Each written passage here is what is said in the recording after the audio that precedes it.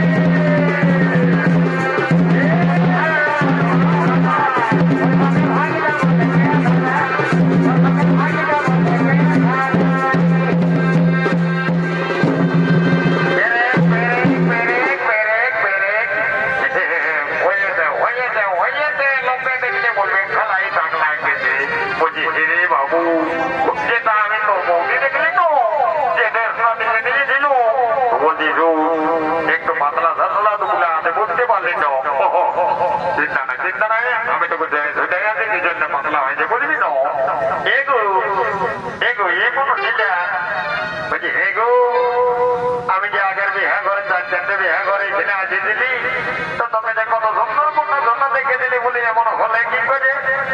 আর কি বলিবে